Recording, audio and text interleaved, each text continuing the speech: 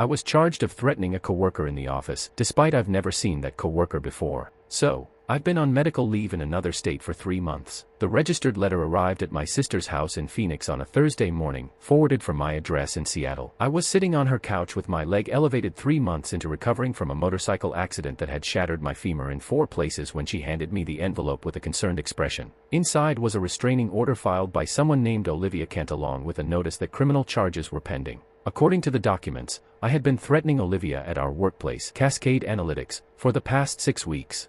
The restraining order cited specific incidents, confrontations in the break room, aggressive emails sent from my work computer, photographs I'd allegedly taken of her without consent, and a final threat made in person on January 18th, where I'd reportedly cornered her in the parking garage and told her I'd make her regret rejecting me. The problem was simple and impossible to ignore. I hadn't been in Seattle since October 22nd. I'd been in Phoenix, Arizona, 1,500 miles away, with a titanium rod in my leg and enough prescription painkillers to stock a small pharmacy. I couldn't walk without crutches. I couldn't drive. I hadn't sent a single email from my work account because I'd been on short-term disability leave. And I'd never met anyone named Olivia Kent in my entire life. I stared at the documents, reading them 3 times, waiting for the words to make sense.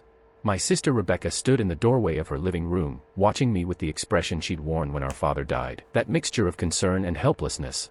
"Nathan, what is this?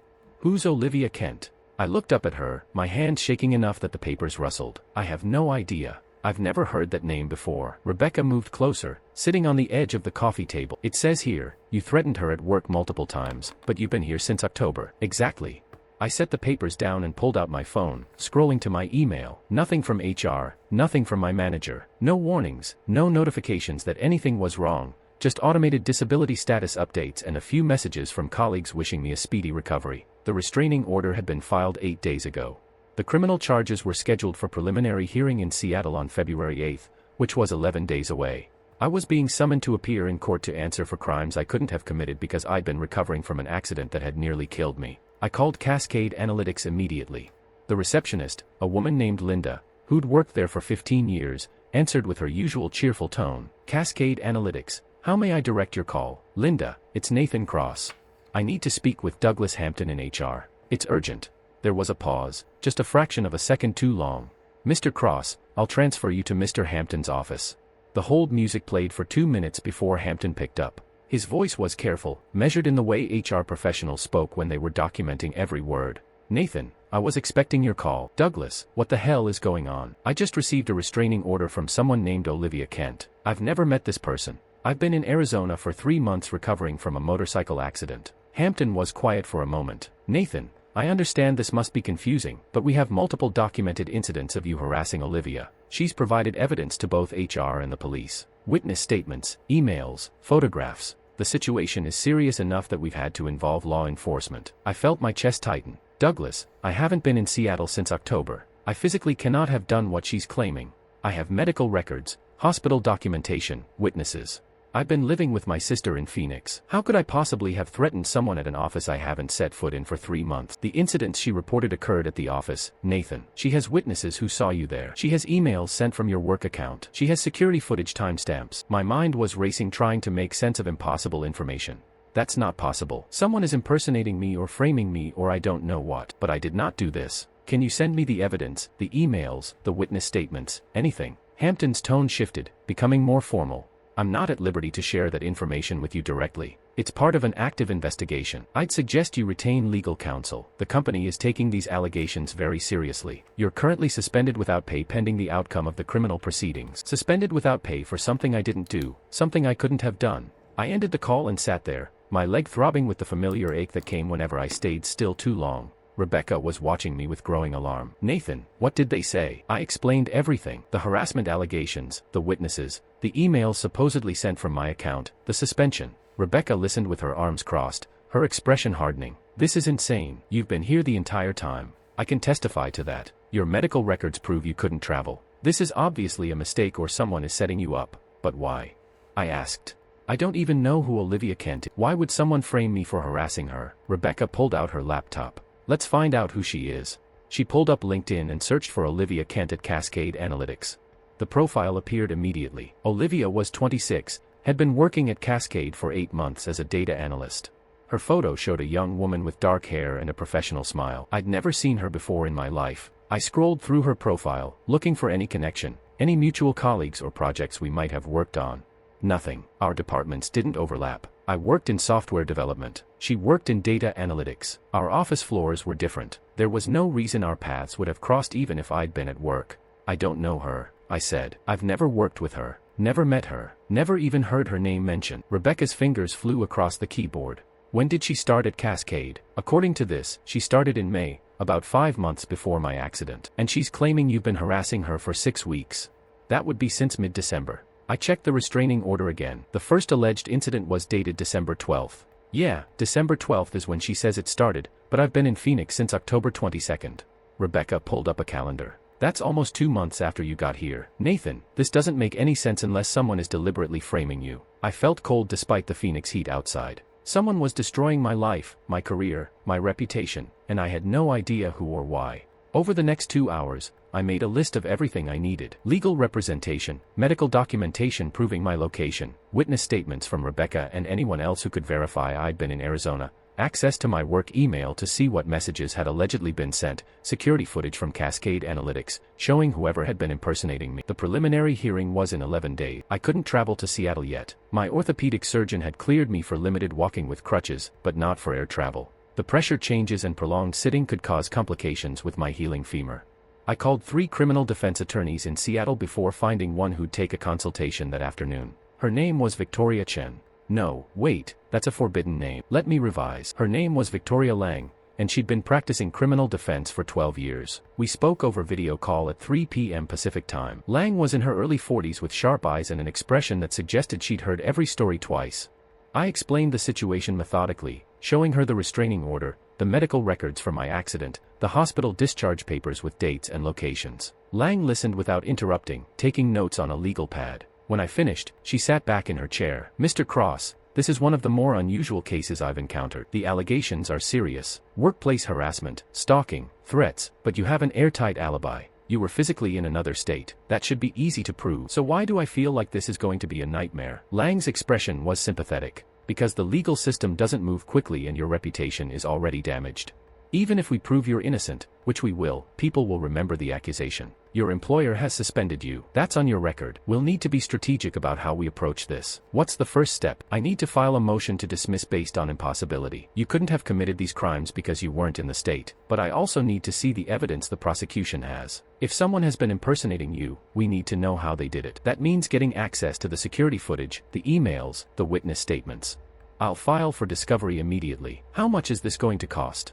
Lang quoted me a retainer of $8,000 with additional costs depending on how complex the case became.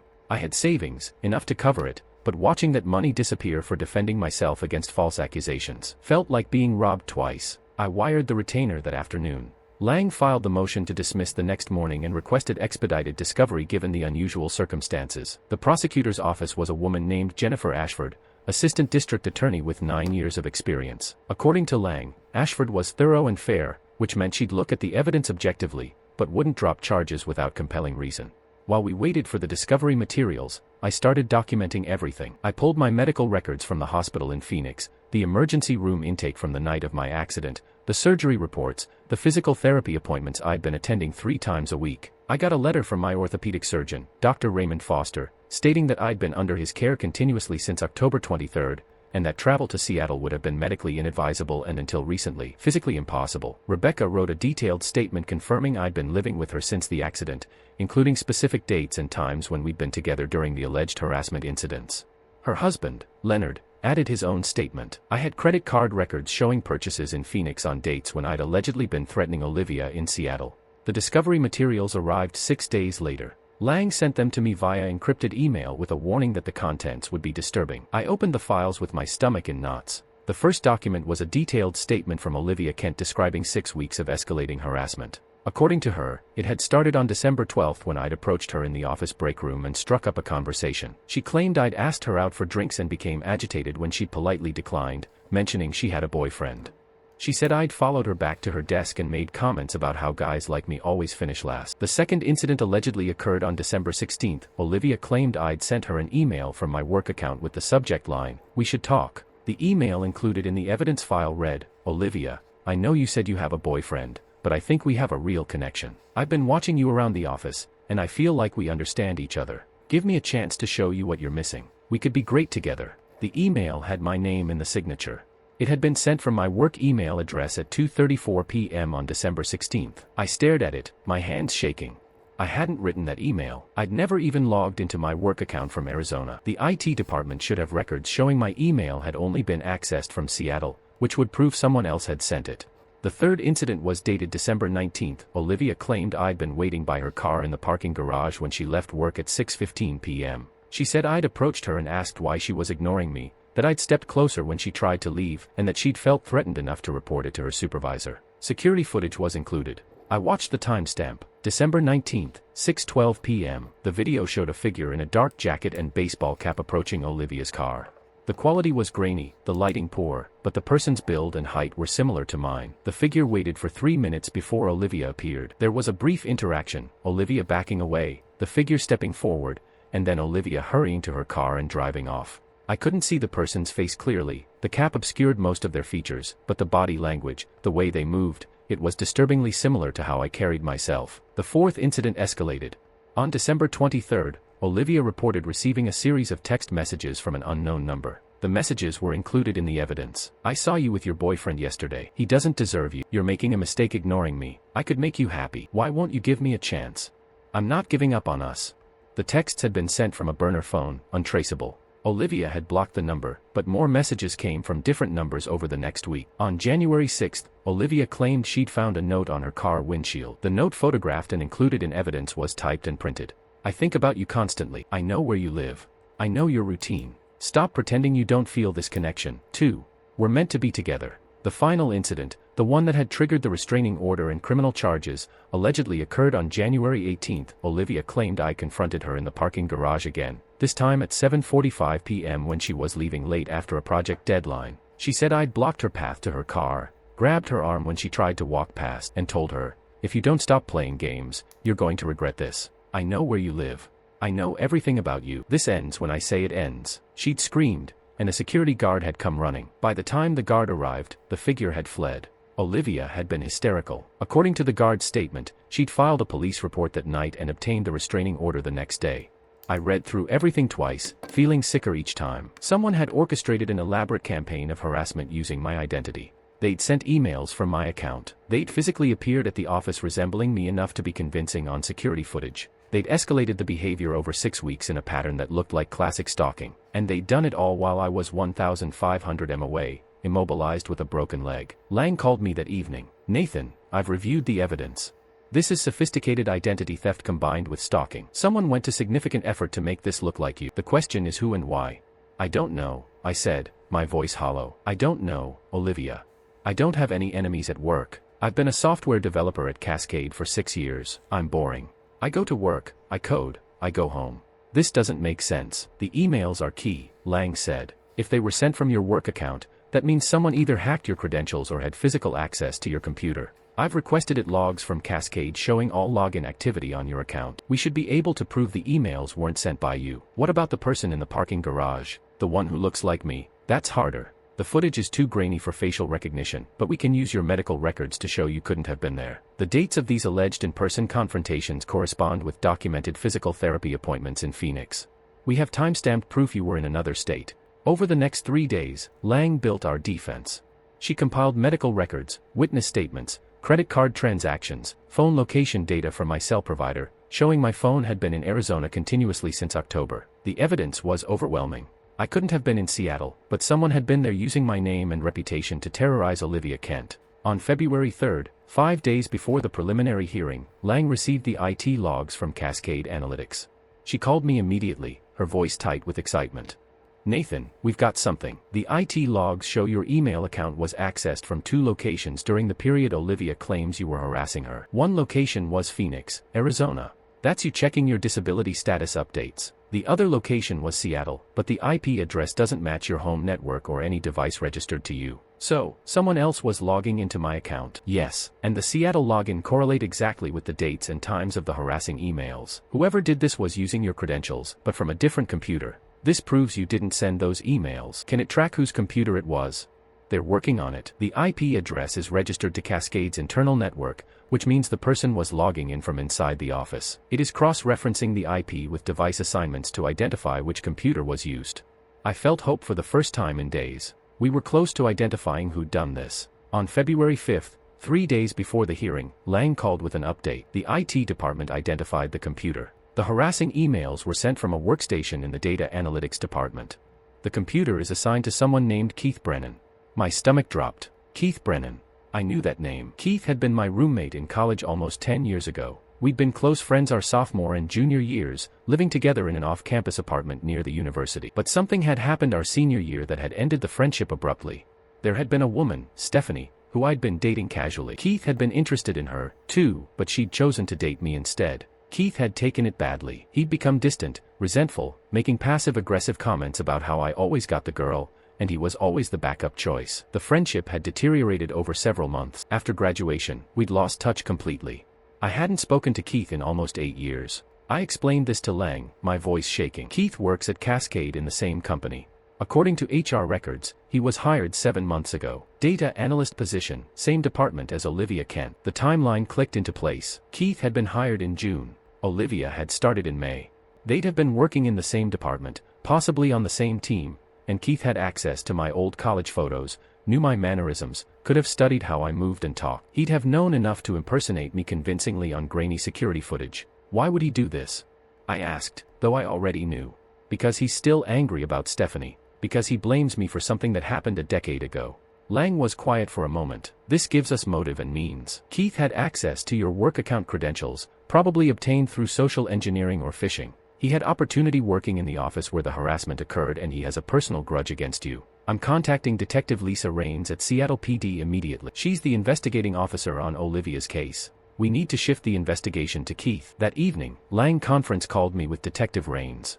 The detective had been with Seattle PD for 14 years, specializing in stalking and harassment cases. Her voice was professional but skeptical as Lang laid out our evidence. The medical records proving I'd been in Arizona. The IT logs showing someone else had accessed my email. The connection to Keith Brennan. Rains listened to everything, then asked pointed questions. Mr. Cross, you're saying you haven't been in Seattle since October 22nd of last year, correct? I had a motorcycle accident that night. I've been in Arizona recovering ever since. I have medical records, witnesses, everything you need to verify this. And you're claiming Keith Brennan, your former college roommate, has been impersonating you to harass Miss Kent. Yes, he has access to my work email credentials. He works in the same department as Olivia. He has a decade-old grudge against me. It all fits. Rains was quiet for a long moment. I'll look into this, Mr. Cross, but you should know that Miss Kent has been very convincing in her statements. She's described specific details about her interactions with her harasser. Details that match your appearance, your voice, your mannerisms. If this is a case of impersonation, it's extremely sophisticated. Keith knew me in college. I said he'd know how I talk, how I move. He could have studied old photos or videos. Detective, I'm not asking you to take my word for it. I'm asking you to look at the evidence. I physically could not have been in Seattle during these incidents. That's provable. And if I wasn't there, someone else was. Rains agreed to review the evidence and interview Keith Brennan. Lang filed a supplemental motion with the court, including the IT logs and the information about Keith. The preliminary hearing was now 2 days away. I couldn't sleep that night. I kept thinking about Keith, about the friendship we'd had and how it had curdled into resentment. I thought about Stephanie, wondering what had happened to her, whether she had any idea she'd been the catalyst for this nightmare. I thought about Olivia, who was a real victim in all this. She'd been genuinely terrorized by someone she believed was me. Her fear was real. Her trauma was real, and she had no idea the person who'd threatened her was someone else entirely. On February 6th, Detective Rains called Lang with an update. Keith Brennan had been brought in for questioning. Initially, he denied everything, claiming he barely remembered me from college and had no idea I worked at Cascade. But when confronted with the IT logs showing the harassing emails had been sent from his computer, his story had started to fall apart. He'd claimed his computer must have been hacked, but IT records showed he'd been logged into his workstation during the exact times the emails were sent. There was no evidence of remote access or unauthorized use. Rains had also pulled Keith's employee badge access records. The records showed he'd been in the building during every alleged in-person confrontation with Olivia. On December 19th, when the first parking garage incident occurred, Keith's badge had accessed the garage level at 6:08 p.m. 4 minutes before the security footage showed the confrontation. On January 18th, the night of the alleged assault, Keith's badge showed garage access at 7:41 p.m., just minutes before Olivia's encounter. When confronted with this evidence, Keith had requested an attorney and stopped talking, but the damage was done. The circumstantial evidence was mounting. Lang called me with barely contained excitement. "Nathan, they're investigating Keith now. Rains is taking this seriously. The DA's office is reviewing the evidence against you, and I think they're going to drop the charges." I felt dizzy with relief. What about Olivia? Does she know? Rains is going to interview her again. Show her a photo lineup that includes Keith. If she can't positively identify you as her harasser, that's significant. And if Keith resembles you enough to be confused on security footage, that supports our impersonation theory. The preliminary hearing on February 8 was postponed. The DA's office requested a continuance to investigate the new evidence. Lang told me this was a good sign. They wouldn't delay if they were confident in their case against me. 2 days later, on February 10, Detective Rains conducted a photo lineup with Olivia. The lineup included 6 photos, me, Keith, and 4 other men of similar age and build. According to Rains' report, which Lang obtained through discovery, Olivia had studied the photos for several minutes before selecting photo number 4. "Keith, I think this is him," she'd said. According to the report, but the person I saw in the garage was wearing a cap, and I couldn't see his face clearly. "This man looks similar to what I remember." Rains had then shown Olivia my photo separately. "What about this man? Is this the person who harassed you?" Olivia had hesitated, comparing my photo to Keith's. "They look very similar. I am not sure. I thought I was sure before, but looking at these photos, I can't tell the difference. They could be the same person, or they could be different people. I'm sorry. I don't know." The uncertainty was devastating for the prosecution's case. If the victim couldn't positively identify me as her harasser, the charges couldn't proceed, but more importantly, it confirmed what we'd been arguing all along. Keith resembled me enough to be mistaken for me, especially in poor lighting or on grainy security footage. On February 14, Detective Rains obtained a search warrant for Keith Brennan's apartment. What they found was chilling. In Keith's bedroom, hidden in a closet, they discovered a folder containing printed photos of me from college, photos from Facebook, from our apartment, from parties we'd attended together. They found a notebook with pages of handwritten notes about my mannerisms, my speech patterns, the way I walked and gestured. One page was titled Nathan's Tells and listed specific behaviors. Runs his hand through his hair when nervous, crosses arms when defensive, stands with weight on right leg. They found receipts for a dark jacket and baseball cap matching the clothing worn by the figure in the parking garage footage. They found a burner phone with a call log showing texts sent to Olivia's number on the dates she'd reported receiving threatening messages. Most damningly, they found a journal. Keith had been documenting his plan for months. The first entry was dated July 15, about a month after he'd started at Cascade. "Saw Nathan's name on the company directory today. He works here. Same company, different floor. He has no idea I'm here. After all these years, fate has brought us back together. He took Stephanie from me. He always took everything. Always the golden boy. Always the one girls wanted. He ruined my college experience. Made me feel like a second-choice friend. It's time he understood what that feels like. It's time he lost something, too." The entries continued, detailing Keith's growing obsession. He'd researched my life, my work, my routines. He'd planned to destroy my reputation, my career, my freedom. When I'd had the motorcycle accident in October, Keith had seen an opportunity. With me out of the office, he could act without risk of being seen with me and his impersonation being obvious. He'd chosen Olivia almost at random. She was new to the company, wouldn't have known me personally, and according to Keith's journal, she reminded him of Stephanie. The harassment campaign had been about making me look like a stalker, a predator, someone whose life would be destroyed by allegations alone. On February 18, Keith Brennan was arrested and charged with stalking, harassment, criminal impersonation, identity theft, and making false statements to police. The charges against me were formally dropped. Lang called me with the news, and I sat in Rebecca's living room, staring at my phone, unable to process that it was actually over. "Nathan, you're clear." The DA issued a formal apology. "Cascade Analytics is being notified that the charges were false. Your suspension should be lifted." I should have felt relief. Instead, I felt numb. My reputation had been destroyed. My colleagues believed I was a stalker. My name had been in police reports, in court documents. Even with the charges dropped, some people would always wonder if I'd somehow gotten away with it. "What happens to Keith?" I asked. Lang was quiet for a moment. "He's facing significant prison time. The stalking and harassment charges alone could mean years. Add in the identity theft and false statement. He's looking at a minimum of 5 years, possibly up to 10. I thought about my old friend, the person I'd lived with and trusted, who'd spent months planning my destruction over a woman from a decade ago. The waste of it all was staggering. On February 22, I spoke with Olivia Kent for the first time. She'd requested to meet me through Detective Rain, wanting to apologize in person. We met at a coffee shop near Cascade's office with Rains present as a neutral party. Olivia was smaller than I'd expected, fragile-looking in a way that made the terror she'd experienced feel even more real. She sat across from me with her hands wrapped around a coffee cup. Not drinking, just holding it for warmth. "Mr. Cross, I don't know what to say. I was so sure it was you. The emails came from your account. The person looked like you. I never questioned that it was anyone else. I'm so sorry for what I put you through." I looked at this young woman who'd been victimized and manipulated, who believed she was protecting herself by reporting me, who'd had no way of knowing she was being used as a weapon in someone else's vendetta. "You have nothing to apologize for," I said. "You were terrorized by someone who went to great lengths to make you think I was responsible. You did everything right. You reported it. You protected yourself. You trusted the evidence you had. None of this is your fault." Olivia's eyes filled with tears. "But your life was destroyed. Your job, your reputation can be rebuilt." I interrupted gently. "You were genuinely in danger. Keith's obsession was real. If you'd ignored the threats, stayed quiet, something worse could have happened. You did what you had to do." Rains added, "Ms. Kent, you were a victim of a sophisticated scheme. Mr. Brennan used you to hurt Mr. Cross. Neither of you is responsible for his actions." We talked for another 20 minutes.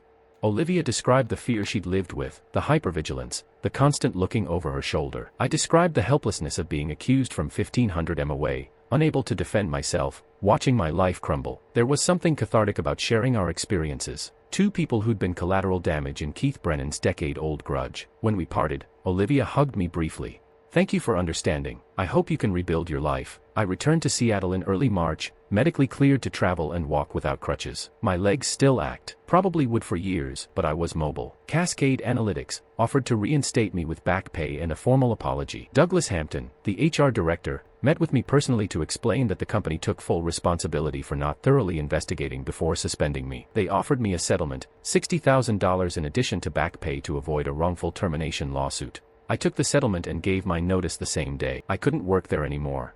Every hallway, every break room would remind me of Keith's campaign to destroy me. I needed a fresh start. I used part of the settlement to pay off Lang's legal fees and put the rest in savings. Within a month, I'd accepted a software development position at a startup in Portland, Oregon. Smaller company, better culture, no ghosts from my past. Keith Brennan's trial was scheduled for June. The evidence against him was overwhelming, and his attorney advised him to take a plea deal. He pleaded guilty to all charges in exchange for a reduced sentence of 7 years in prison. I attended the sentencing hearing, sitting in the back of the courtroom, watching my former friend stand before a judge and accept responsibility for what he'd done. The judge asked if he had anything to say. Keith turned slightly, his eyes finding mine in the gallery. "I'm sorry," he said, his voice barely audible. "I was angry for so long about Stephanie, about feeling like you never valued our friendship, about always being in your shadow, but none of that justifies what I did. I hurt Olivia. I hurt you. I hurt everyone who trusted me. I'm sorry." The apology felt hollow, too little, and too late. But as I sat there watching him be led away in handcuffs, I realized I felt something unexpected.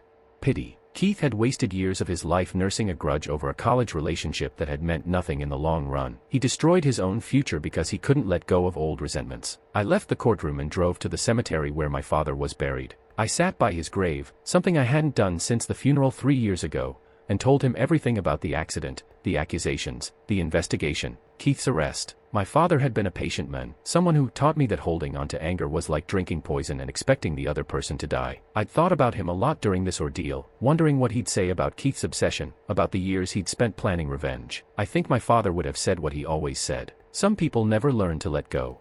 Don't be one of them. I visited Olivia one more time before leaving Seattle. She'd started therapy, was working through the trauma of being stalked. She'd also decided to leave Cascade, unable to feel safe in the building where so much had happened. We met for coffee again, this final conversation feeling like closing a chapter we'd both been forced to write. "How are you doing?" I asked. Olivia smiled, a sad expression that didn't quite reach her eyes. "Better, worse, both. Therapy helps. Knowing the truth helps, but I still look over my shoulder. I still check my car before getting in. I don't know if that ever goes away. Probably not completely," I said honestly. "Trauma changes us, but it doesn't have to define us." She nodded. "What about you? Are you angry?" I thought about it. Was I angry at Keith? Yes. For the betrayal and the cruelty at the system that had presumed my guilt somewhat. At the months of stress and fear and helplessness, absolutely. But I was also aware that anger wouldn't change anything. It would just be another form of prison. "I'm angry," I admitted, "but I'm trying not to let it consume me. Keith spent a decade being angry, and look where it got him." I don't want to become that. Olivia reached across the table and squeezed my hand. That's probably the healthiest thing either of us can do. Move forward instead of looking back. We parted ways that afternoon. Two people who'd been briefly connected by someone else's hatred, now going our separate directions to rebuild. I moved to Portland in April and started my new job. The work was challenging, the team was supportive, and slowly, carefully, I began to rebuild the life that Keith had tried to destroy. 6 months after the trial, I received a letter from Keith in prison. I almost threw it away without reading it, but curiosity won. The letter was 4 pages long, handwritten, filled with apologies and explanations. He wrote about his years of resentment, how he'd felt diminished by our friendship, how Stephanie's rejection had become a symbol of everything he thought was wrong with his life. He wrote about seeing my name at Cascade and feeling that old anger reignite, about convincing himself that I deserved to suffer the way he had. He wrote about regretting everything, about the therapy he was receiving in prison, about hoping someday I might forgive him. I read the letter twice, then put it in a drawer. I wasn't ready to forgive Keith. Maybe I never would be, but I also wasn't going to let his actions define the rest of my life. I'd survived a motorcycle accident that could have killed me. I'd survived false accusations that could have destroyed me. I'd survived the malice of someone I'd once called a friend. Those survivals meant something. They meant I was stronger than the worst thing that had happened to me. A year after the charges were dropped, I was hiking in the Columbia River Gorge on a Saturday morning when I met someone named Claire. She was a teacher, funny and kind, with a smile that made the world feel less heavy. We talked for 2 hours on that trail, exchanged numbers, went for coffee the next week. 3 months later, we were dating. 6 months after that, I told her everything about Keith and Olivia and the accusations. I'd been nervous, worried she'd see me differently, questioned whether there was truth to the allegations. Claire listened to the whole story without interrupting, then said, "That must have been terrifying. I'm sorry you went through that, but it doesn't change who you are now. I judge you by the person I know, not by what someone else tried to make you look like." That was the moment I realized I'd actually healed. Not completely, not perfectly, but enough to trust someone with my truth and believe they'd see me clearly. Keith Brennan served 5 years of his 7-year sentence before being released on parole in 2019. I never spoke to him again. I didn't attend his parole hearing, didn't write a victim impact statement, didn't follow his life after prison. He'd taken enough of my time and energy. I wasn't giving him any more.